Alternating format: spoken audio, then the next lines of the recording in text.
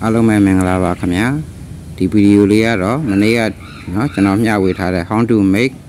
12 5 power sublime. Yeah, exactly enough, back to live your body, no? Your channel is Sakrime lower the end, no? Tangajan is Sakrai low below, no? Chanyalushan, the lion shell low below, common lady ye below, no? Kunilo Yava, no? Not a video, my legend of Pirive.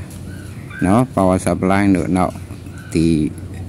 advanced set no amplifier lady le set le biro sense ma piat no nya we be သွားမှာဖြစ်ပါတယ်နော်ကဗီဒီယိုလေးတူတူကြည့်လိုက်ကြရအောင်ပြီးရင်ဒီ IC ရဲ့အထွက်ကလေးတွေကိုသွားပြီးတော့ဒါခဲထုတ်လိုက်ရင်ဒါရပါပြီနော်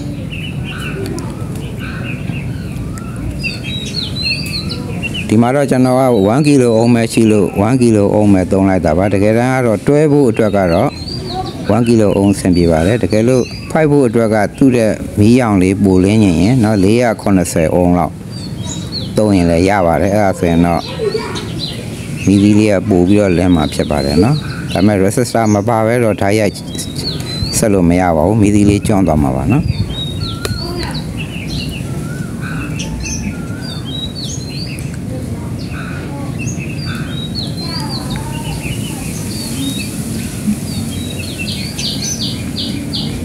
LED ရဲ့အနှုတ်ငုတ်လေးတွေကိုခရောင်းနဲ့လိုက်ဆက်ဖို့ကျွန်တော်ဝါယာရိုးအဖြူလေးသုံးလိုက်တာပါနော်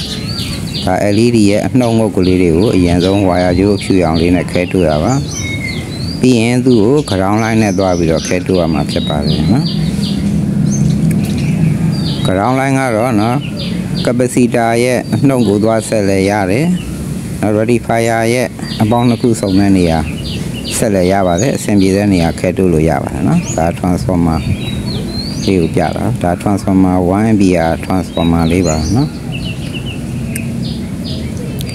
အဲ transformer လေးကကျွန်တော်အပြင်ကိုမထုတ်တော့ပါဘူးဒီဘူးခွန်လေးတွေပဲထည့်ပြီးတော့ထားမှာဖြစ်ပါတယ်အပြင်မှာပေါ်မနေတော့ဘူးပေါ့ဗျာနော်အပေါ်မှာနေရာချဖို့ကလည်းအဆင်မပြေပါဘူးအဲကြတော့အဝါရောင်ကဒါ transformer အထွက်အဝါရောင်နဲ့အနက်ရောင်လေးသုံးပါပါအဝါရောင်ကိုတော့ဒိုင်အုပ်ကိုဓာတ်ရိုက်ဆက်ပြီးတော့နော်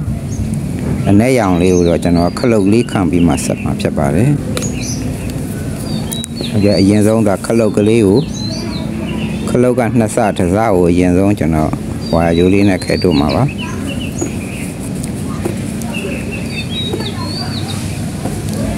ီ transformer ကျူးလေးလည်းနည်းနည်းတူးနေတယ်အဲကျတော့ကျူးလေးနည်းနည်းနဲ့ဆက်ရမှာဖြစ်ပါတယ်နော်အဲကျတော့ခလုတ်ကအထွက်ကိုကျွန်တော်တို့ဒီ rectifier နော် rectifier ရဲ့အဝင်ပေါ့ဗျာနော် AC အဝင်ကဒီဒိုင်အုပ်လေးတွေရဲ့အပေါင်းနှုတ်ဆုံတဲ့နေရာပါဘယ်လိုဝင်ရပါတယ်နော်အထက်အောက်ကျတယ်လို့ဝင်လို့ရပါတယ်အပေါင်းနှုတ်ဆုံတဲ့နေရာတွေကဒါ AC ဝင်ရမှာပါနော်အဲခလုတ်ရဲ့အထွက်ကဒါဒိုင်အုပ်အပေါင်းနှုတ်ဆုံတဲ့နေရာတစ်နေရာကိုဆက်ပါတယ်ခလုတ်ရဲ့အဝင်ကိုတော့ကျွန်တော်တို့ကဒီ transformer ရဲ့အထွက်နဲ့ဆက်ရမှာနော်ဓာတ်ရိုက်ဆက်လိုက်ရင်လည်းရပါတယ်အဲ့ဒါဆိုရင်တော့ကျွန်တော်တို့ပလက်ကိုသွားမသုံးရတဲ့အခါမှာပလက်ကိုသွားဖြုတ်ပေးရမှာဒါကတော့ပလက်မဖြုတ်လဲကျွန်တော်တို့ဒီခလုတ်ကလေးထည့်ထားတဲ့အတွက်လိုအပ်တဲ့အခါကိုဖွင့်ပြီးတော့သုံးလို့ရပါတယ်နော်ဒါခလုတ်ရဲ့အဝင်တစားကိုဒါ transformer ရဲ့အထွက်ကနော်အဝါရောင်ဝါယာကြိုးလေးနဲ့ဆက်သွယ်ရမှာဖြစ်ပါတယ်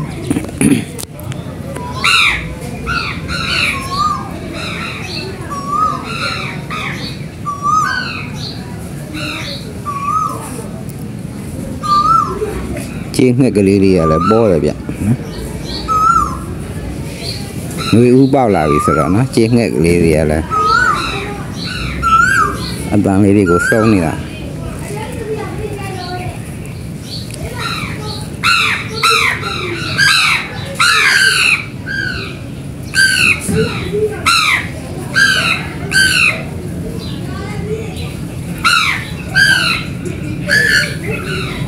အဲကြတော့ transformer ရဲ့နော်အထွက်လေးတွေကိုကျွန်တော်တို့ဝါယာကြိုးမပူအောင်လို့တိတ်လေးတွေနဲ့လိုက်ပြီးတော့ပတ်တာဖြစ်ပါတယ်နော် giờ transformer attract cả ta rectifier trái ô cũ thật ra cả trái dài quần đấy thật ra cả lâu càng bị mà quần lại đạp chập bài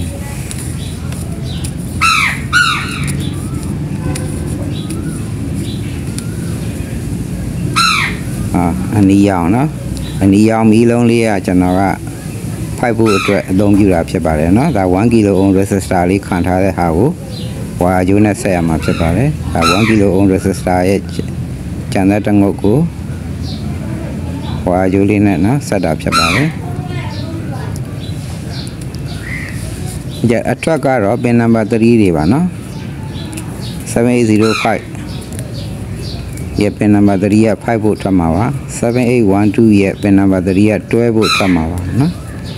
ये PAN number 3 रे ने द्वा सला यो मावा ना ဒီမှာတော့ကျွန်တော်အနီရောင်မီသီးလေးက7805ရဲ့पेन नंबर 3နဲ့ဆက်မှာပါအပြာရောင် LED မီလုံးလေးကတော့7812ရဲ့အတွက် PAN number 3နဲ့ဆက်ရမှာပါเนาะဒီမှာ1 kilo ohm လေးတွေခံဆက်တာဖြစ်ပါတယ်เนาะအပြာရောင်မီသီးလေးကိုအစိမ်းရောင်ဝါယာကြိုးလေးနဲ့သုံးတာပါเนาะ7812ရဲ့အထွက်ပင်နံပါတ်3နဲ့ဆက်တာဖြစ်ပါတယ်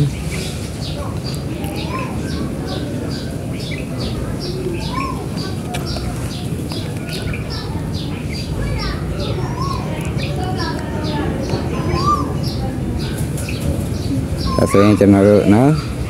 စကစ်စနဲ့အပိုင်းပြီးတော့ပါပြီเนาะပြီးတော့ကျွန်တော်တို့ transformer အဝင်ပေါ့နော် AC 220 volt ဝင်ဖို့အတွက်ဒါဝါယာလေးကိုကျွန်တော်ပလက်ကောင်းလေးနဲ့နော်ဆက်ရမှာဖြစ်ပါတယ်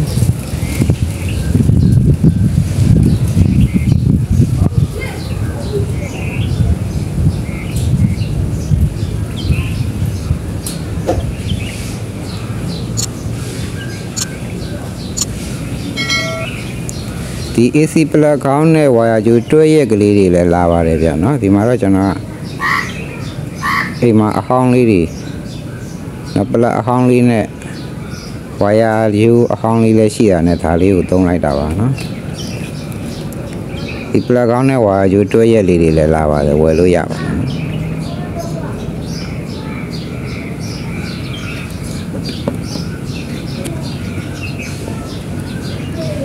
ကျွန်တော်ဗီဒီယိုရှေ့မှာဆိုလို့ဒါစပီကိုမြန်ထားတာပါနော်ဗီဒီယိုရမ်းရှေ့သွားမှာဆိုလို့စပီကိုသူကမြန်လိုက်တဲ့အခါမှာဗီဒီယိုကနည်းနည်းဝါသွားပါတယ်နော်အဲ့ဒါလေးလည်းဒီကန်ကွန်လုပ်ပေးကြပါနော်ဗီဒီယိုကကင်မရာကမကောင်းတာရယ်နောက်ဗီဒီယိုရှေ့မှာဆိုလို့ကျွန်တော်ကစပီကိုမြန်လိုက်တဲ့အခါမှာဗီဒီယိုကနည်းနည်းဝါသွားနော်ဒါကတော့ AC အဝင်ကျိုးဝင်ဖို့အတွက်နောက်အပေါက်လေးနှစ်ပေါက်ဖောက်တာပါနော်AC အဝင်ကျိုးထည့်တာဖြစ်ပါတယ်သူ့ကိုလည်းကျွန်တော်တို့အပြင်ကနေဆွဲလိုက်ရင်ပြုတ်မသွားအောင်လို့အထုံးလေးတွေထုံလိုက်ပါမယ်အထက်ကနေနော်ဒါဆိုရင်အလွယ်တကူအပြင်ကနေဆွဲရင်မပြုတ်တော့ပါဘူးနော်ပြီးရင်တော့ဒီ AC အဝင်ကျိုးနှစ်ကျိုးကို transformer ရဲ့ဒါအဝင်ကိုသွားဆက်လိုက်ရင်ဒါပြီးသွားပါပြီနော် transformer လေးရဲ့အဝင်ကိုသွားဆက်ရမှာဖြစ်ပါတယ်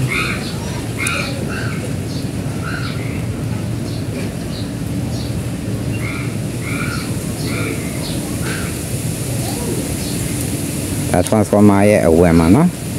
အဝင်လေးတွေကိုဆက်တာဖြစ်ပါတယ်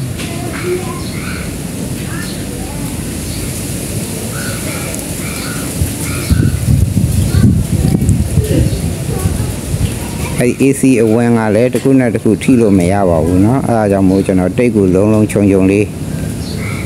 ပတ်ပေးတာဖြစ်ပါတယ်เนาะဒါကအရေးကြီးပါလားเนาะ AC အဝင်မှာ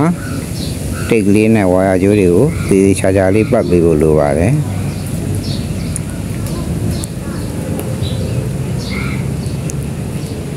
ပြီးရင်ဒီကျွန်တော်တို့ transformer လေးမရွေ့အောင်နော်ဒီမှာနက်ကလေးစုပ်လို့ရပါတယ်ဒီမှာကျွန်တော်လောလောဆယ်နက်မရှိလို့နော်ဒီဟိုကော်ချောင်းလေးနဲ့ပဲငြိမ်အောင်ကော်ချောင်းလေးနဲ့ထိန်းလိုက်တာဖြစ်ပါတယ်ပြီးရင်ကျွန်တော်ဒီခလုတ်ကလေးကိုလည်းငြိမ်အောင်ကော်လေးနဲ့နော်ကော်လေးနဲ့ထပ်ပြီးတော့ကော်ချောင်းလေးနဲ့ထပ်ပြီးတော့ကတ်မှာဖြစ်ပါတယ်ခလုတ်အဖွင့်ပိတ်လောက်ပါများရင်ကျွန်တော်တို့ခလုတ်လေးကပြုတ်သွားမှာဆိုလို့ကော်လေးနဲ့ထိန်းလိုက်တာပါနော်ဒါဆိုရင်တော့ nhảy vào rồi nó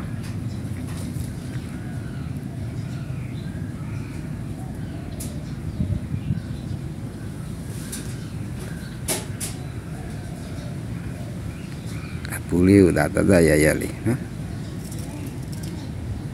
bây giờ cho nó rồi thì trap bù liu nó để trả sát cái này chiếc xe ta cả mà lôi ông lôi cho nó cái lề đi tập vào mình nó mà neon plus 5 volt rồi cũng là thì cho nó neon cái lề đông thao vào đấy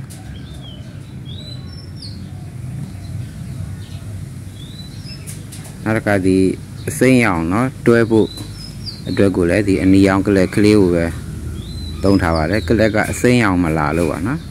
nó lẽ cái đó ngồi rồi cho nó neon cái lề thì đông thao cho bà đấy T.H.A စကစ်ကိုသွားပြီးတော့ဆက်သက်ခါမှာလောလောကူကူညှက်ပြီးတော့ဒါသုံးလို့ရပါပြီးရင်ဟိုတနေ့ကကျွန်တော်စကစ် drawing မှာเนาะဒါလေးကြံမေ့ကြံရဲလို့ပါ ground သင်္ကေတလေးပါเนาะ ground သင်္ကေတလေးဆွဲဖို့ကြံရဲလို့ပါเนาะ